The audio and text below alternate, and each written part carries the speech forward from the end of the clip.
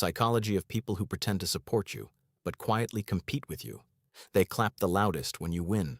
They say they're proud of you. They call you inspiring. And yet, something feels off. After sharing good news, you walk away slightly deflated. Not attacked, not insulted, just smaller. You can't prove it, but you can feel it. And today, we're going to break down exactly why that happens. Because the most dangerous competition isn't obvious rivalry, it's supportive sabotage, and it's becoming more common than ever. Let's start with a simple psychological truth. Humans are wired for comparison. In 1954, psychologist Leon Festinger introduced social comparison theory. The idea is simple. We evaluate ourselves by comparing ourselves to others. Income, status, attractiveness, intelligence, success. Comparison isn't toxic by itself, it's automatic. But here's where it gets complicated. Some people don't just compare, they regulate their self-worth by keeping others slightly beneath them. Not crushed, not destroyed, just slightly smaller. That subtle difference is everything. There's a personality pattern researchers call covert competition. Unlike open competitors, these individuals don't say, "I want to be better than you." Instead, their ego says, "I need to not feel worse than you." That distinction changes everything, because when your growth threatens their identity, they don't attack your success directly. They dilute it. You say, "I got promoted." They say, "That's great. Promotions can be stressful, though." You say, "I started a business." They say, "Wow, just be careful. Most businesses fail." You say, "I've been going to the gym consistently." They say, "Don't overdo it. Burnout is real." On the surface, it sounds like concern. Underneath, it's psychological equalization. It brings you back to their comfort level. Why does this happen? Because identity is fragile. Many people build their sense of worth around being the smart one, the successful one, the stable one, the attractive one, the responsible one. When you evolve beyond the version of yourself they're used to, you disrupt their internal ranking system. And the brain hates rank instability. Neurologically, status threats activate the same brain regions as physical pain. So instead of consciously thinking, "I feel threatened," their nervous system pushes them to restore balance. And the easiest way to restore balance is to shrink the threat. That threat is your growth. Here's something even more subtle. Supportive competitors often mirror your ambition. They ask questions. They seem curious. They gather information. But later, they use that information to reposition themselves. You say you're planning something big. Suddenly, they're planning something bigger. You say you're learning a new skill. Suddenly, they used to do that years ago.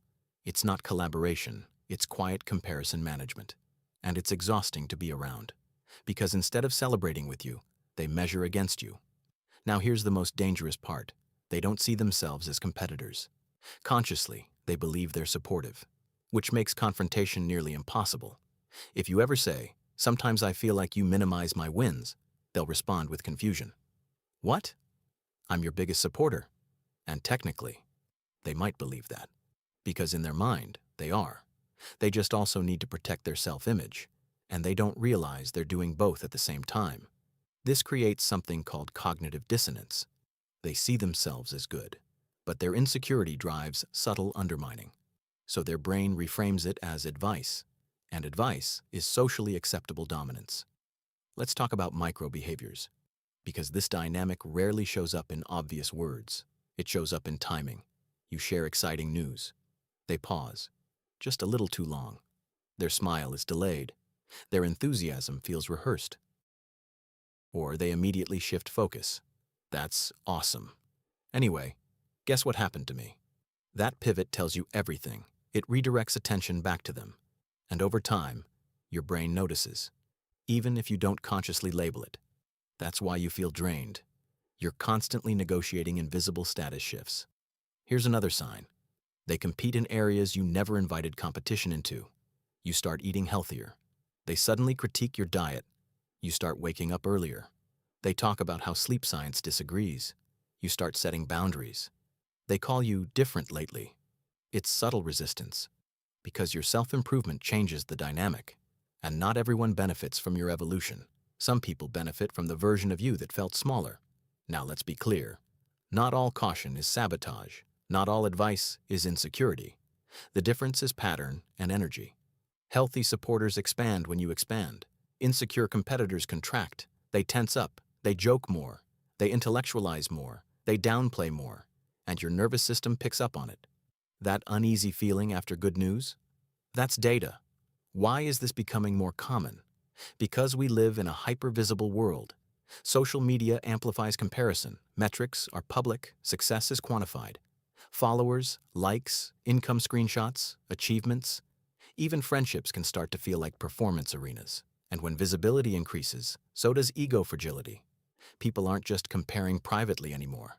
They're comparing constantly, which makes subtle competition easier to hide and harder to detect. Here's the uncomfortable truth. Sometimes the people who compete with you the most are the ones closest to you. Friends, coworkers, even family. Because proximity intensifies comparison. Strangers don't threaten identity, peers do. If you grew up together, started at the same level, shared similar paths, your growth forces them to reevaluate themselves. And self-evaluation is uncomfortable. So instead of evolving with you, they try to stabilize you. How do you protect yourself without becoming paranoid?